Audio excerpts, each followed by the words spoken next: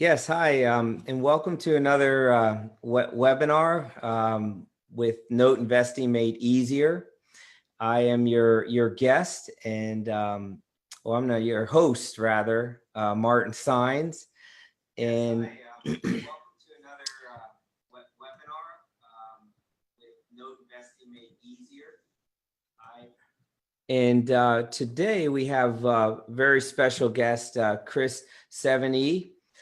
And before getting started with getting a discussion with Chris, and I'm really looking forward to the topic today, I'd like to just make a few announcements. We do have the Distress Mortgage Expo with our friends Matt Allen and Mark Gold coming up next month, as well as Note Expo, which I'm very excited about going to in November. It's the first time I'm going to be going there. So I really look forward to meeting, all of Eddie Speed's crew and just, seeing Tracy Rui and the whole gang. So I have a sign up. They gave me a sign up link for early discounted sign up, registration if you have a chance.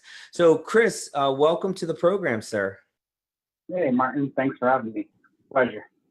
So I have a sign up. They gave me a sign up link for early. Give me. Registration. So Chris, welcome to the program, sir. Give me this. So Chris, I'm sorry, I just had a technical difficulty here. Chris, are you with us? Yes, I'm still here. Okay, great. Okay, so Chris, you've been, I've seen you on the scene past few years, and I have what caught my eye with you is over the few years I've seen you, kind of grow in your expertise in the note space. I know you have a family at home, and you also have a full-time career that is probably all very demanding. But yet, you roll up your sleeves and you've committed to this industry, and for that I commend you. Thank you very much. It's it hasn't been easy within it. It's been a lot of challenges, and especially on the learning curve when you start out, because you take 2 steps forward, you take at least 1 step back, and sometimes you take 3 steps back. But over time, if you continue to fall forward, like people say, and continue to work hard and really set up systems, which I know you talk about a lot, is setting up systems and automation. Once you get to a certain level where you get comfortable with that, it really takes the amount of time that you're spending and does reduce it down, because you get a lot of things automated. Well, on the subject of, challenges, because there's a lot of people that are, that are at the starting point. So they have the family, they have the full-time job, they're thinking about notes. So tell us about some of those challenges they can expect. Yeah. So, the biggest challenge is really getting the right team in place and getting your system set up. And the team really isn't as difficult, because everyone shares a lot of information in this industry as regards their team, whether it's attorneys or BPO companies, insurance companies. So a lot of that does get shared. But really, it's setting up your systems, because people have strengths and people have weaknesses, and people are stronger in certain aspects than others. So you can't just take a system from somebody else and copy it. I couldn't take your system and just copy it and put it over to my system, or give my system over somebody else. Very similar to, I'll say the holy grail of note investing is your calculator. People typically don't share their calculator, just because people have different thoughts on it, processes, and understandings. And some people have a simplistic one. Some people may have a complex calculator. So, my biggest struggles were really trying to figure out the right systems to use and get up to speed on. And once I started working down that road, and what I've ended up finding as you grow, a lot of those systems that were free starting out, you have to shy away from, start, spending some money to make money, and start using the systems that do have a price tag to them. Yeah, no, that's great. That's great sound advice. Now there is, there is one point I would beg to differ, and that is Allie's on this webinar here. So she could take your systems, refine it, and give it back to you in a better state. so there, there are people that have that capability. Shout out to Kelly out there. So you went through, you kind of a few years ago, you committed. I know you did Scott Carson's training program, and you went through, and that's a big commitment to go into a training program, because that pretty much mentally you're saying, I'm here. This is where I'm going to go with things. Yep. And part of things I'll mention about, training programs, I know you have a training program and people have, the training program provides a nice solid foundation to a lot of things, but there's still a lot of education and learning that continues on.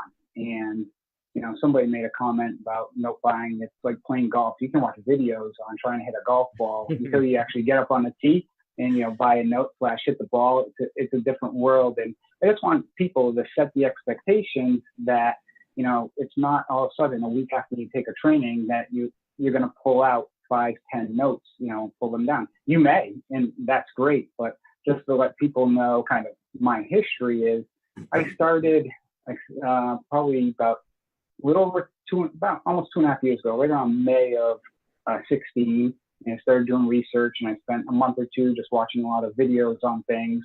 And then I did take some of Scott's training that he had, and I didn't buy my first note till November. So it took 6 months before I bought a note. I bought 4 at that point in time, worked through them, worked them out, had a death in the family, so kind of put a little pause. And then once I started taking some of more advanced training, that's when I just started buying 3, 5, 7 notes a month. And I've been doing that now for a year and working full time. I'm not looking to, at this point in time, pull down a 100 note, tape, like you've recently pulled down. Congratulations. Or try and do 20 or 30. I set it, my level of knowing what I can commit to and what I can get done. So, and by doing that, it's, you still scale. I mean, over the course of the year, my plan was buy 50, 60 notes. And this year, with the halfway point, I was at right around 25 notes, I think, for the year.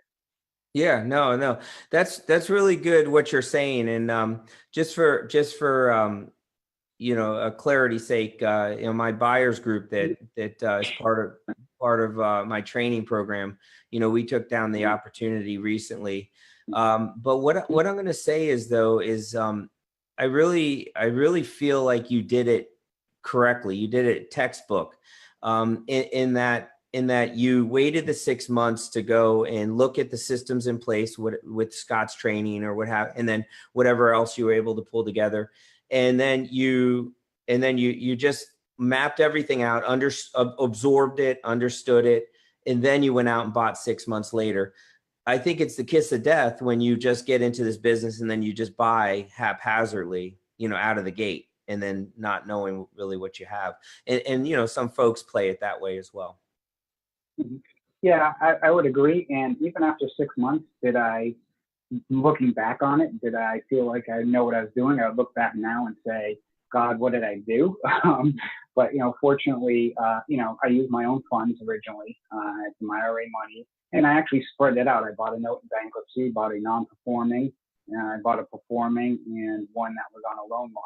So I actually wanted to just hit the gamut and see all aspects and run through kind of different types of exit scenarios. And I tell you, they were conservative notes because the properties all had equity. The UPDs on them were between 10 and 20,000. All the property values were above 50. So, and that was the other thing. I looked at a very low risk because on each one, each acquisition was under 10 grand. If something were to go wrong, I couldn't see a major loss on any of these assets. And, sometimes I see people who are getting new to the business try and take down, a $200,000 note or a $100,000 note. And that's okay. But, for me personally, I wouldn't feel comfortable doing that because there's a lot of things that you just don't know what you don't know. Yeah, no, that's a good point. It's interesting in, in the real estate world, you can start out buying a low dollar property, which, a C or D class property, and it can give you a lot of headache. And, but it could be a good starter opportunity for you. But in the note space, you could buy a good decent note for $10,000 on the second side in a very nice property, in a B or an A class property. So you're not having those headaches of the C and D class property as you're doing the workouts. Yeah, no, it's a very good point, because you see a lot of people who have limited amount of money who get into real estate investing, and they, don't know where to go. And, honestly, notes isn't something that is, I'll say, advertised a lot. I mean, my full-time job is in real estate, and it took me 20 years before I even knew you could buy a note. And I went down that typical course of others. I built my single family home. Then after that, my wife and I picked up a few rentals using the BRRRR strategy from Bigger Pockets. And, after we'd done those, like, okay, this is enough. With the family and so forth, you got soccer on the weekends and so forth. You just can't scale. You can't scale. I read both of Brandon's books, and I enjoy his personality, and I enjoy a lot about him. But I don't believe in the BRRRR strategy as the way to success. I don't know. It's just it's too slow of a build, and I think you're just kind of picking up headaches along the way. No, you are. I mean, I've again done successful in mine where I was able to basically refinance out, so I've got no money in the deals. One of them's in Silver Spring, Maryland, and the other one's out in Shenandoah Valley. So they're more local to the area that you and I are accustomed to. But, I remember one Sunday morning I got a phone call, drains clogged. Well, my tenant put baby potatoes down the drain. So, what do you expect? What do you expect is going to happen? So 2 plumbers later with a heavy duty, basically roto-rooter to come get it out. But I mean, I spent 3 hours on a Sunday basically chasing down somebody to get out there. And, benefit, I think, with the note spaces, you don't have to do that. You have very solid, I'll call them, subcontractors or consultants that you use that are all, white collar individuals typically that you're dealing with that are very professional, and they're much easier to manage. Yeah.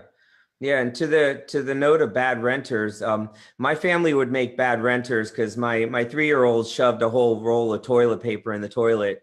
We had to call the other day, and we had to call the plumber. So, but yeah, I can only imagine. I've had plastic straws and cups and dishwashers I've had to fish out, and all the kind of headaches of a landlord that you go through. Yeah. So you have a professional job, you have a few properties, and you're building a note portfolio for yourself. What's the end game? So end game is to, I'd say, continue to build, continue, I'd say, to build wealth. Eventually part of the goal would probably be to step aside from the full-time gig.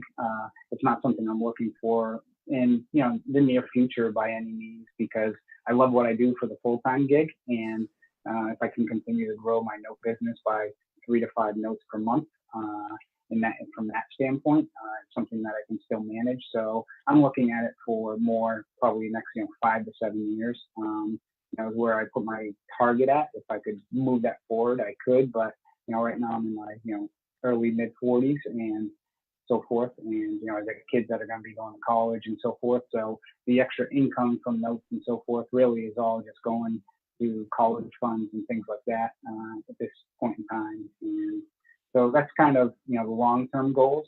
Eventually, looking to at some point in time maybe look into starting a fund to raise some capital, and 506c with credit investors as well, just to really try and get more buying power, because that's the one thing I think everyone struggles with today is the buying power in paying top dollar. Whereas if you can take down a larger pool, you definitely probably can get better pricing on it from that perspective. Yeah, no, and my only thing, and we're kind of we're kind of an open book here on the webinar. I would consider the fund sooner than later. Just working with accredited investors, I think you're getting a whole different other type of person. Connect with a good SEC attorney to make sure you're setting it up correctly, and I think that will pay you dividends, and I think that will accelerate your growth too. Just my 2 cents. Yeah, and that's one thing that I appreciate the advice, and it kind of hints upon one of the things about in this note business is taking information from others, whether it's good information or criticism, and just making yourself be teachable. That's one thing that whoever's watching this and listening to this, that's the one thing that I'd say about the note spaces. Most people are here to help you and help you learn. So if you post something and somebody may make a comment or criticize something, or you may take it as a criticism, usually that person's out to protect you. I had somebody recently send me an email that they weren't happy with a post that they made because they were essentially put a deal up that had an exit strategy of selling a reperforming note that had a very low interest rate at a very high percentage. And a lot of people will talk, oh well, you can sell it for 80, 90 cents on the dollar. Well, that's average, but you have to really play into what are you selling at to get an investor a return. And if somebody's looking to get a 10 or 12% return, if a note's only at 3%, that's going to be a heavily discounted note. You're not going to get 90 cents. So I was trying to explain that to somebody, and I think they just took it the wrong way, where I was really just trying to help them, and they thought I was trying to kill their deal, which I wasn't. I was just trying to point out certain things and help people in this space. Yeah, but people that take things difficult out of the gate like that, they're not.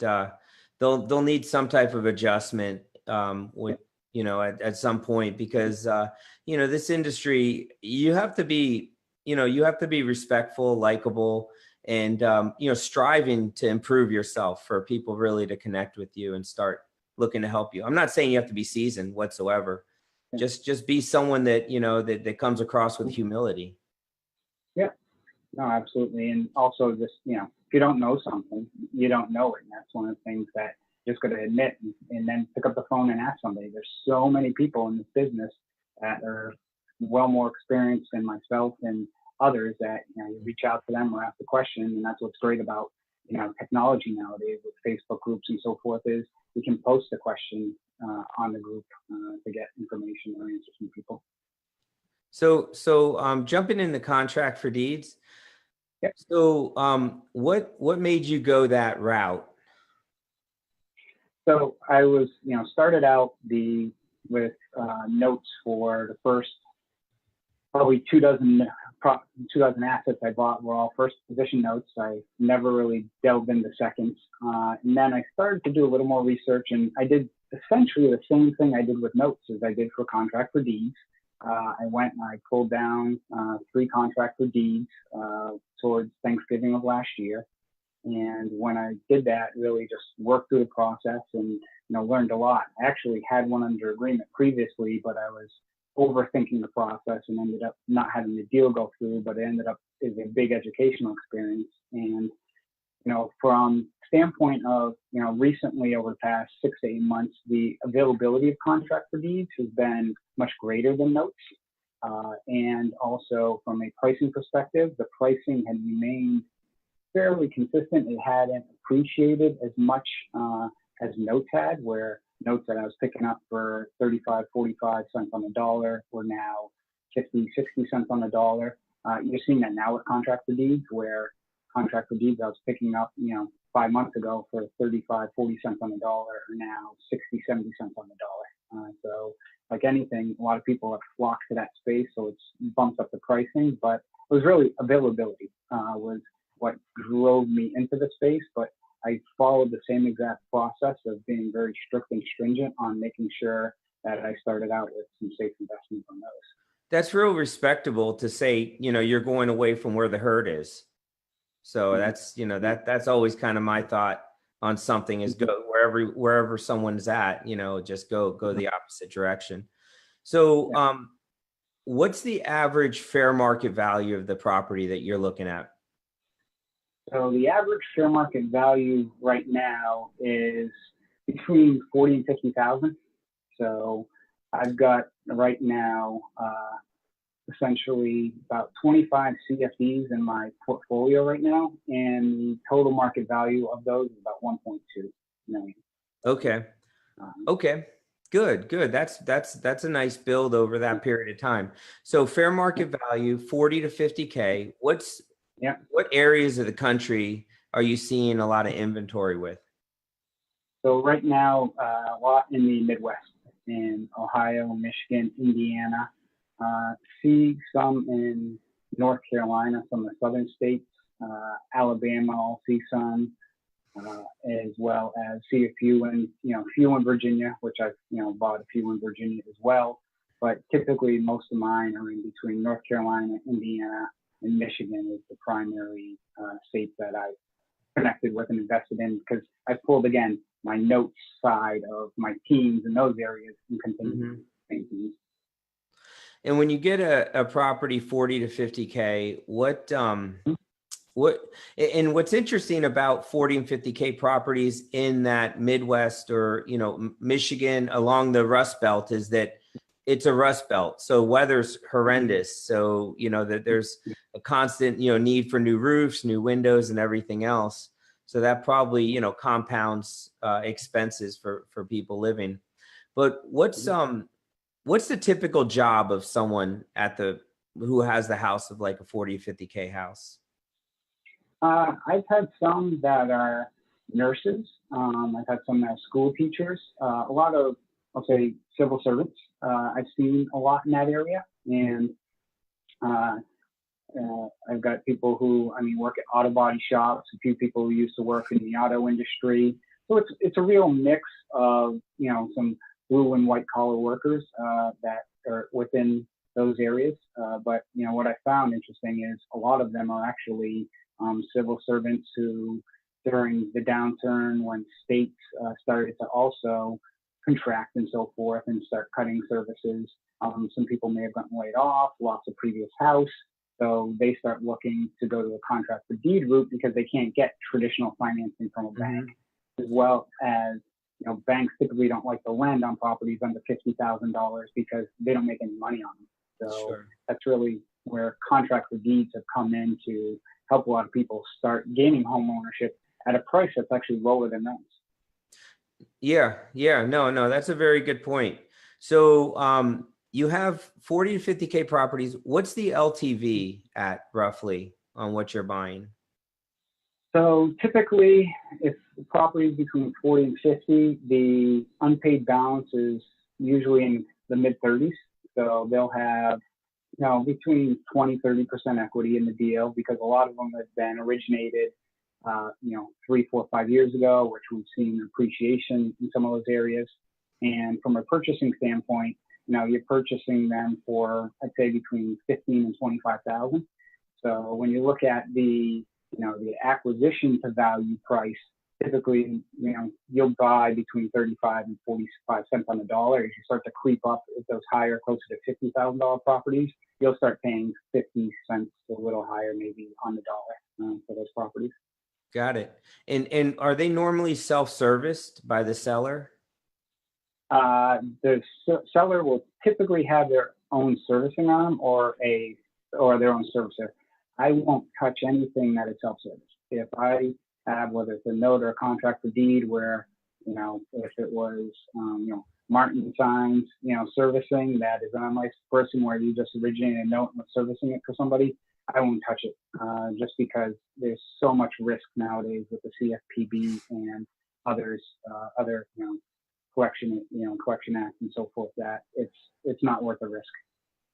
And you also look, I assume, when you first are looking at the note, when the date of origination is, so it's within Dodd-Frank compliance. Yep. So I'll look at the date of origination. I will also. What is that? That's January 1st, 2013, or is it 14? I think it was 13. Okay. But and I check that. I also check, for example, like in Ohio, if it's they put in over 20% or over 5 years, there's some squirrely laws in certain states that also basically really take a CFD and make it a note, essentially, where you have to foreclose. But when I get a tape in my hands, first thing I typically do is I'll look at my investing areas. I still check taxes. I check crime. I'll check schools. I'll check the area for resale values. I use a program called Data Tree, which is through First American, which basically has a map of the property and everything that's sold in the area, so I can pull my own comps right then and there. The interesting thing with CFDs, a lot of times because they were REOs at one point in time, and Fannie Mae had them, you can go back and see the interior pictures from when it was an REO. So you can go back and look at that. And one thing I'll do is then I'll go on Google and do a drive-by and say, okay, here's a picture 4 years ago. Here's the latest Google. Has it been painted? Does it look like it has a new roof? Has it gotten better? Has it gotten worse? So kind of gives you a flavor and idea of some preliminary things that I've done during the pre-bid, which really focus on going after properties because I've had a lot of properties last year alone, probably 8 to 10 properties that I bid on and paid for ONEs or BPOs that ended up being vacant, abandoned, or title issues. So that's one thing a lot of people don't talk about is the cost of doing business on properties you chase that you don't acquire. Yeah. And so on the properties you are acquiring, are you not pulling the BPO and O&E, or are you just what do you no. are you doing that in all cases in addition to the So, Google man? I always, so I put in a bid and typically they come back either accept it or counter. Then if I accept the bid, then usually I tell them I need 2 weeks for due diligence. And during that time, I find a local realtor. Actually, the first thing I do is I find someone on Craigslist for like $20 just to drive by the property and snap a few photos because I want to make sure that the house is still there because I don't want to go drop, $125 on an O&E report, another 150 on a BPO or $100 on a BPO to find out the house wasn't even there. So usually what I do is have someone on Craigslist go take a drive by and make sure it's there. And then if it's something I want to continue on, then I order the BPO from a local realtor. I typically don't order national. Sometimes I have to when I do. Then I order a 2-owner O&E report really to trace back. And then once I get the collateral from the seller, I send it to 2 people. I have a state attorney review it because, again, there's a lot of nuances like North Carolina. Most contract for deeds in North Carolina are not compliant because most of the major funds just use a generic template. So we typically would have to get somebody on a mod. It's not that it's detrimental, but if you needed to take the property back, it can extend the time. So will you buy some paper in North Carolina if it's not in compliance? Yes, I have. Okay. And the non-compliance portion is really, it's just you need to do some additional paperwork and spend some extra money, which I include that in my bid. So it's something that, hey, I may have to spend it, but I've already included that. The other company I send it to is Orion, which is now Metasource, who is a collateral storage and review company. So I also have them just, again, check the assignment of land contract, check the deeds, and kind of have them do a review alongside the attorney. So kind of have 2 sets of eyes looking at it. It's always better, I think, to have 2 sets of eyes looking at it. And the interesting thing is with the collateral for CFDs, a lot of times you may get the application originally, so you can see where the borrower works or where was working at the time, what the income was, and so forth. There might be a credit report in there. And, some things you could do is pick up the phone and, call the person's work and just say, hey, is John Doe there? And if they say yes, you just hang up and then, okay, they're still working at the same company for 5 years. That's a good sign.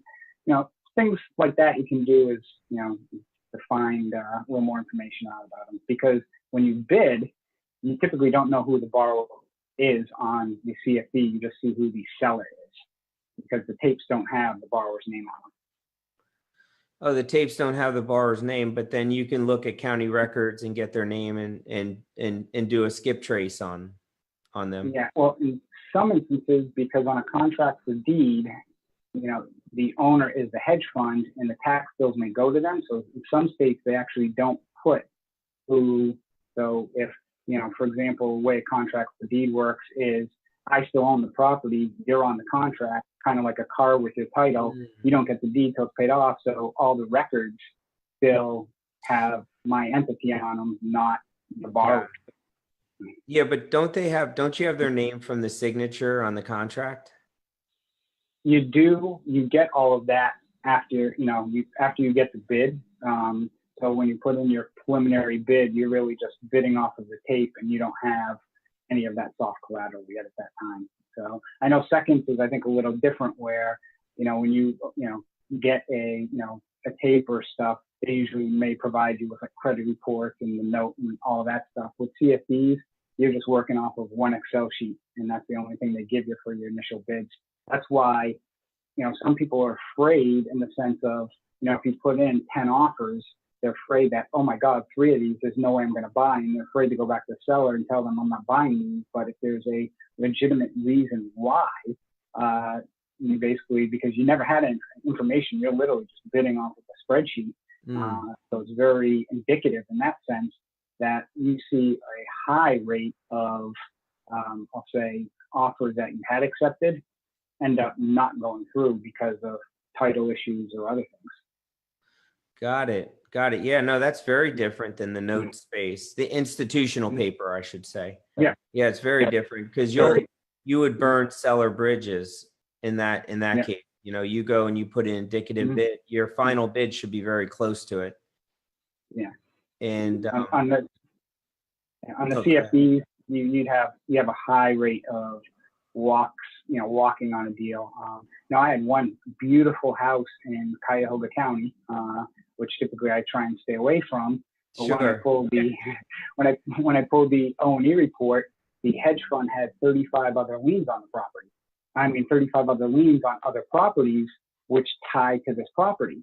So everything was fine except for that. And I went back to the seller and said, hey, you're going to pay off all these liens, otherwise it's a dead deal. And they're like, nope. And I'm like, well, I'm not going to buy a piece of property that still has 35 liens that are still interconnected because your hedge fund didn't pay, cut grass on 123 Main Street when I'm buying, 310 Park Drive. So if they say no, that almost tells you that they'll find a sucker to buy it. Is that fair to say? Yeah, and that's where, that's one of the things recently that, there's typically one major seller of CFDs. I don't like to use the term sucker, but, a lot of times you'll see the same tapes come back month after month, and, it's still the stuff because either the asking price might be too high or there's issues with it. So Gail Greenberg and I started a Facebook group called Notes and Bolts that really focused on CFDs to talk about, if people had properties that have problem childs on some of these tapes, just because of the fact that, if I bid on it and had a title problem, it's out next month, you go bid on it and you go run the O&E report, you just wasted $100-something because, somebody else knew. So it's kind of having a little group that people are aware of things that are public knowledge that's out there, about an asset, just to discuss it, to try and save some people some money. Great. No, that's great. And I say suckers as having been one, in certain cases, so I'm allowed to use it. But anyway, so what is your all-in cost on those 3 notes that you just talked about that you would pull down out of that large tape because there was issues with the rest? What are you spending on average for those 3 notes per note? So after the acquisition? No. Yeah, right before you're making an offer, you have your O&E, you have your realtor drive by, et cetera, et cetera. Yep. So typically the O&E report will run about 125, 135.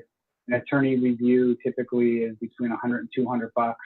BPO might be 125.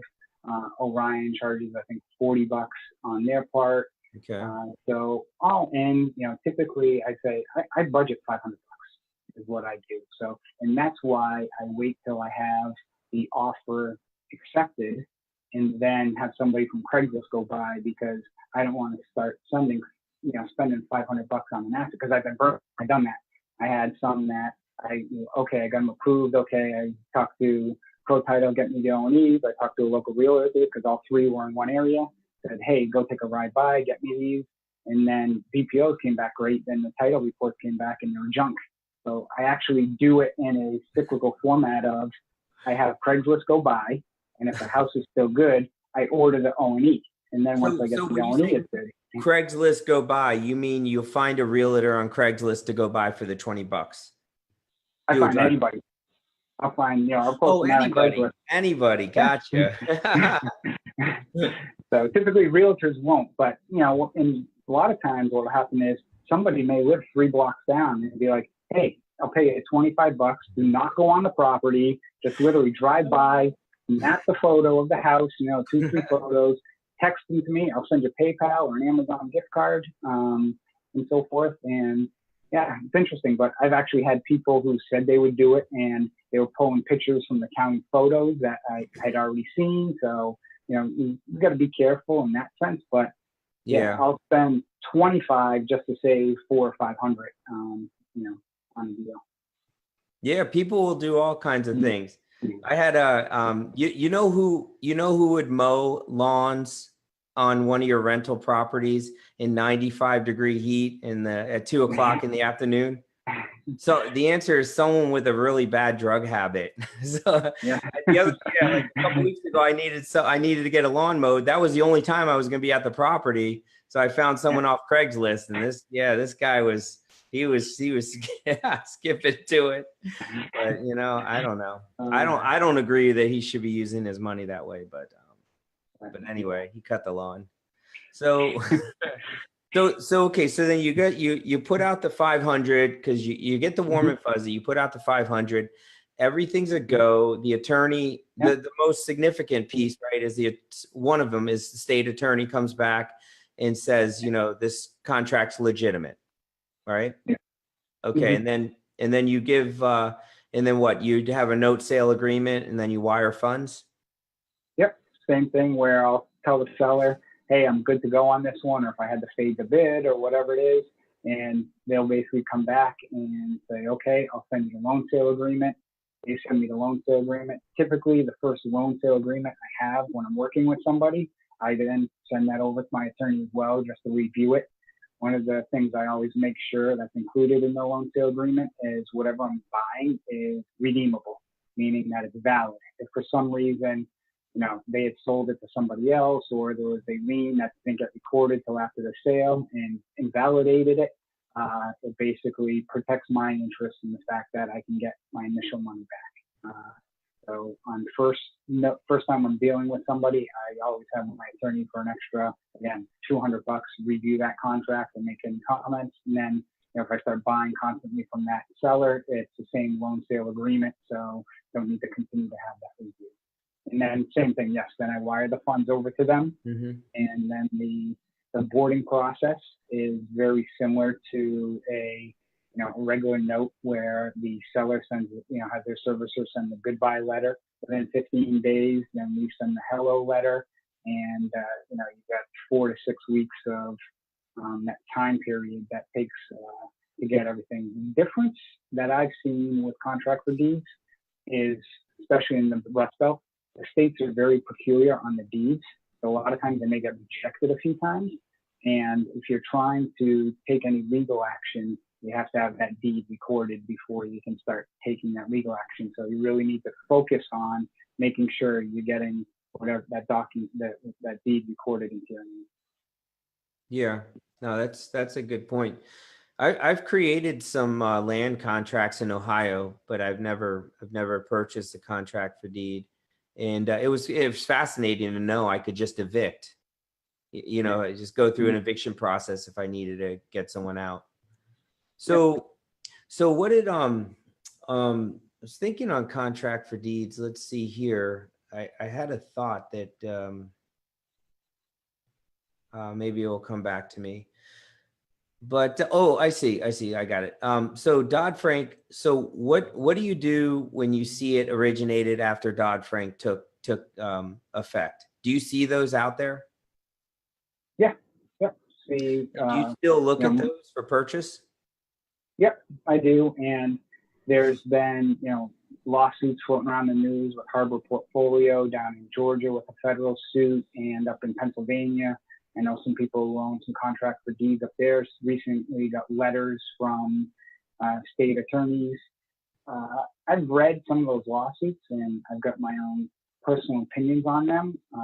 But I think it's like anything in this world, anybody can sue you for anything. I've seen people who have had notes where someone hasn't paid for 3 years and turn around and sue the servicer because they didn't understand how interest was calculated and figured they're just going to hire some attorney just to turn around and sue. You don't have to wait for payments not to come in for a servicer not to know how to calculate interest. It's bizarre how they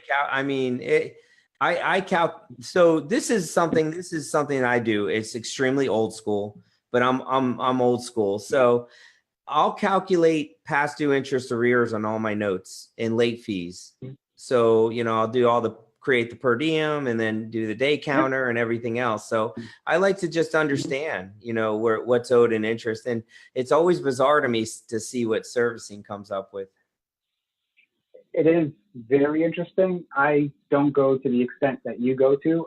I'll do a rough calculation of, get an idea of what the total payoff is. But what I've ended up recently doing, because I ran into a situation where I had bought some CFDs that were supposed to have an unpaid balance of, call it $20,000 on each one of them. And the unpaid balances came in at like $14,000 for each one. Now, you might see a little fluctuation here and there, $100, $200, and typically I don't, bother with that. But, $6,000 for each one, that's a bit of a lump. So I ended up going back to the seller on it, of course, and the seller was blaming the servicer. The servicer was blaming the seller on it. And, I had my attorney involved just saying, look, we don't care who it is. We bought it from you, the seller. You need to mitigate this. And we finally got it resolved. But what I started to do is, before I acquire, I also ask the seller, I'm like, give me an updated payoff. So the updated payoff will include the past due arrears, and then I'll quickly just look. And again, I don't run the full numbers of calcs, but I'll look just to see if it kind of matches that. If they're 20 months behind, that basically the math is very close, not way out of whack. No, but if they're self-servicing, you're not going to touch it because they'll just be making up whatever they want to make up. But if they have a servicing arm, are you checking to see if it's licensed, their licensed servicer, or you don't care? You just care that they have an arm that focuses on servicing? No, I make sure they're licensed in that state that they're doing business. And okay. Typically in the loan sale agreement, if it's not in there, I'll make sure that it's included in there, that they were. That's one of my favorite quotes. So, yeah, because I had somebody last night send me on Facebook, send me 3 notes. Like, hey, I saw you in the note space. I got these 3 notes for sale. Are you interested? And first question I always ask people is, I said, who's servicing them? And he says, I am. And I said, are you licensed? He says, no. I said, thanks, but no thanks. Wow, Chris, you sound seasoned. I just take what people tell me and just try and put a system together and follow it, is really what it comes down to. Is and I look at like I said, with these CFDs, you'll get a tape of like 400 or 500 assets.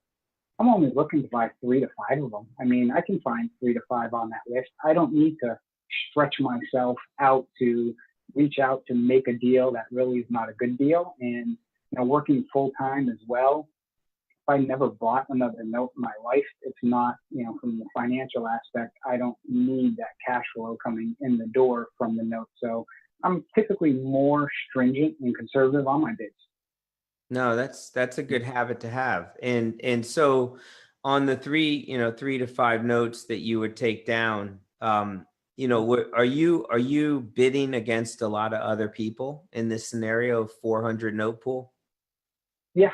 And, typically the way the seller works is usually does first come, first serve. So if I bid on Tuesday and I bid 10,000, you bid on Friday at 12, he'll present my bid first.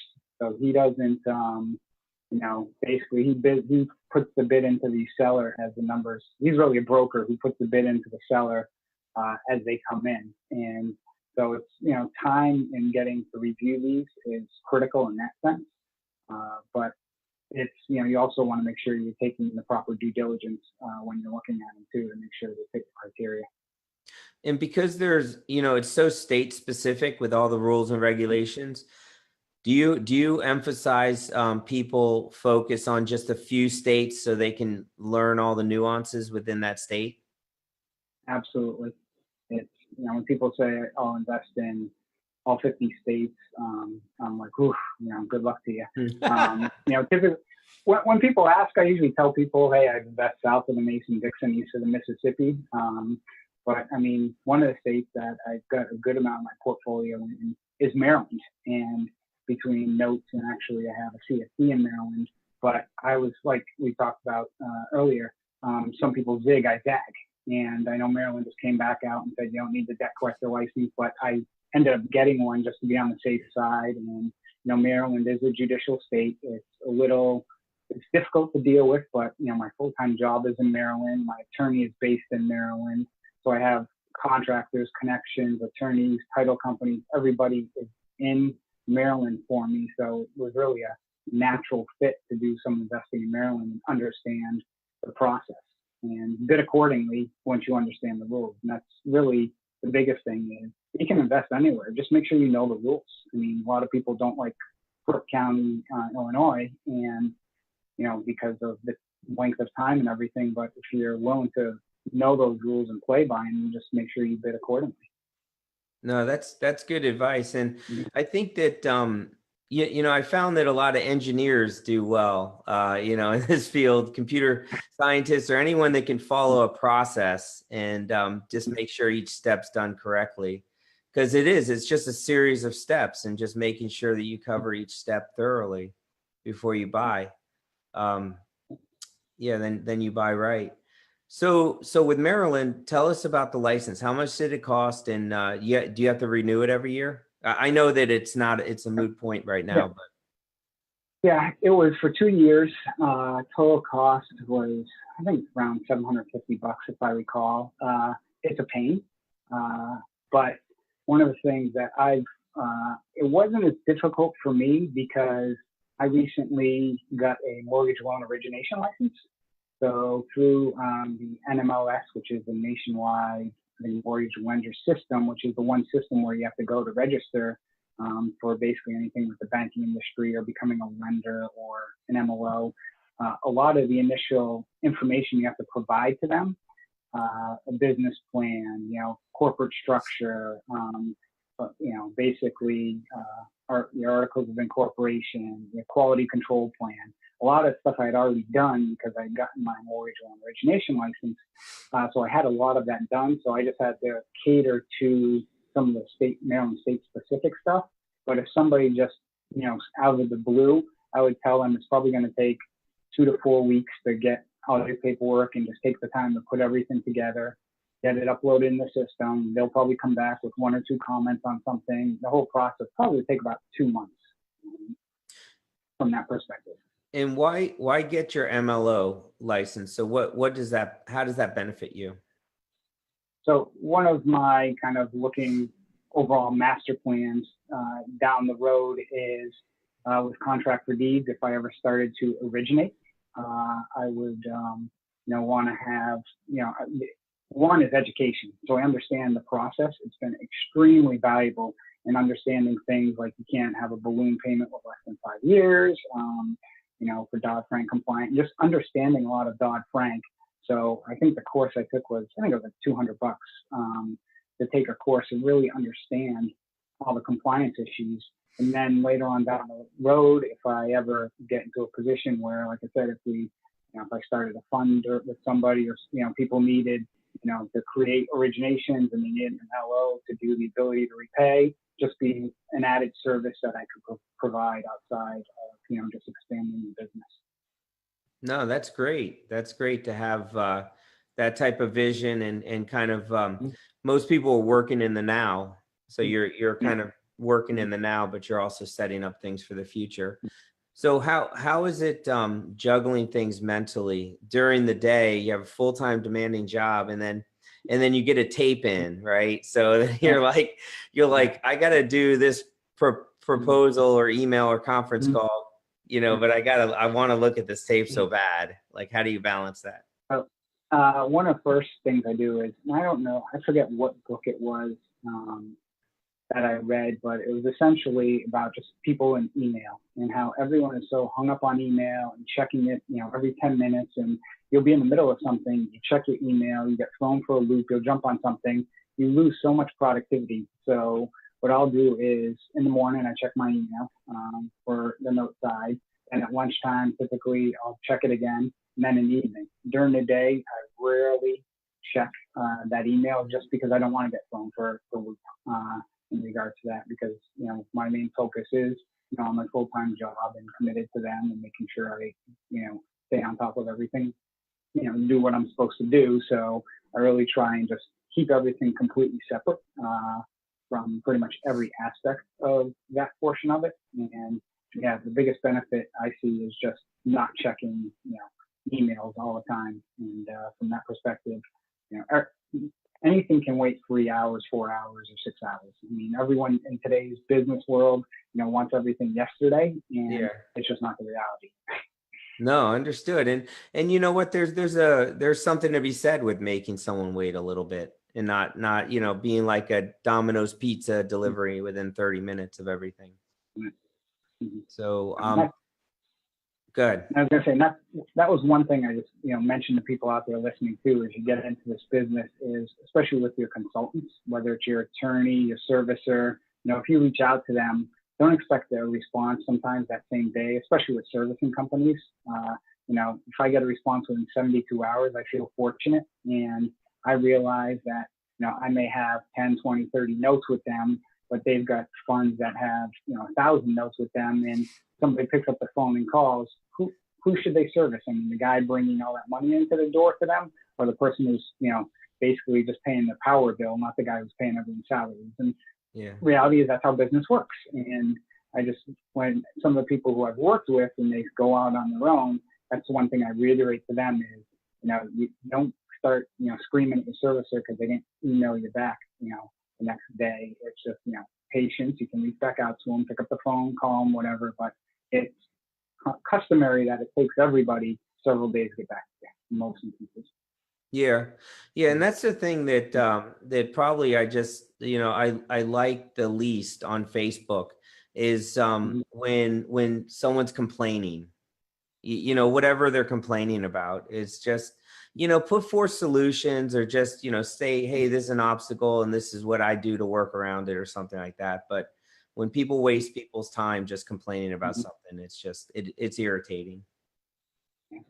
So some of the people that, I work with who have to report to me, one of the things I always, tell them is, if you're going to come with me with a problem, don't tell me the problem, tell me what your proposed solution is. Because, I don't sit on a black couch, in the black chair and put you on the black couch. I'm not a therapist by any means, so I'm an engineer. I solve problems. Let me hear. I also like to train people, so let me hear what your thoughts are, and let's discuss how we're going to resolve it. No, that's great. That's great. So tell me about your daily rituals. Okay, so typically, a few years ago, I read the book The Miracle Morning, and kind of that, really, I'll say, hit me in the sense of, so get up in the morning. Usually I'm up, a little before 6 every morning. I will, meditate for 20 minutes, then get up, eat, listen to a podcast or an audio book on my way to the office. The Miracle Morning is about the 20-20-20 rule, 20 minutes of meditation, 20 minutes of reading, and 20 minutes of workout. So I, started that where, in meditation, I was really never a believer in it until I started doing what's called Transcendental Meditation, which is kind of just a form that's out there that really just kind of relaxes you in a sense and resets your mindset. But it's the way I start the day. Then, get up, get to work, and then, at work, we have a gym, so I will work out for 20, 30 minutes. And I get in early to beat the traffic, as you know, DC traffic is not pleasant. And from there, usually, like I said, in the morning, I'll spend probably 20 minutes just going through emails, or if I get a mail, put something in the mail, whatever it is, kind of just do some of that type of work. Then go out my day job during my lunch break. I usually eat at my desk and do more of anything that's related. I need to send some emails. My work schedule, I'll leave 5, 6, whatever time at night. I get my day job done. Get home, basically put the phone down, spend time with the wife and kids, and kids go down typically 8, 9 o'clock. And then after that, my wife sometimes she goes to 9, 10, whatever it is, and then I'm up till 11:30 every night. I'll spend another hour and a half, 2 hours in the evening. So if I get a tape, I'll look at the tape. But I really started to structure my evenings where one night a week I'll do marketing, another night a week I'll just go back and check all my assets again, make sure I'm not missing anything. Another night I'll look at future planning, strategic planning for what I want to do, or a new kind of venture that I'm looking at. And so basically a time block is what a lot of people will call it. And I'll plan my week usually on a Sunday, saying, okay, here's what I'm going to do this week, because I kind of already know what's hot, what's not. And like anything, if you plan things out, you're a lot more productive. No, that's terrific. That's again, I admire you. I think what you're doing is great. You have, I'm sure you have a beautiful family. You have, a full-time job. You've committed yourself to note investing, and you've built systems and a good structure to your day. So I commend you for that. Thank you. It's I guess, and again, to everyone watching, it's it's not easy. You got to stick with it, and it takes time. Just think of it as like any career you're looking at, or like even college. It's not like your first day or first week or first month. You kind of know it all. This is a business, and the hardest part for a lot of people isn't the note side of things. It's the actual business side. Once you understand, because there are a lot of engineers and computer science people in this, and they can run the numbers and they understand everything. But when you start to get to a certain level, it's really just managing people, and that's where I think a lot of people sometimes need a little more help, because there's not as much information and training sometimes on that as there is, okay, how do you analyze a tape, or how do you work with your service? Yeah, there's a whole business side. It's very entrepreneurial to note invest. And if you don't set up the businesses and systems, then the business will eat you alive. Yeah, buying the notes is like the 5th, 6th thing that I would recommend doing when you first start. But great. Well, I enjoyed my time with you, Chris Seveney. If you wouldn't mind, I didn't really entertain many questions because I enjoyed our discussion here. And Gregory told me last week, he's like, maybe not answer so many questions, along the way, and say hi to everybody, because it kind of messes with the flow. So Gregory, this one was for you. And I enjoyed just having this kind of back and forth. But please put your contact information in the comment field, Chris, because people do watch this over time as well as today. And I want to thank everyone for joining. And you guys have a wonderful, fantastic, super incredible day. And God bless.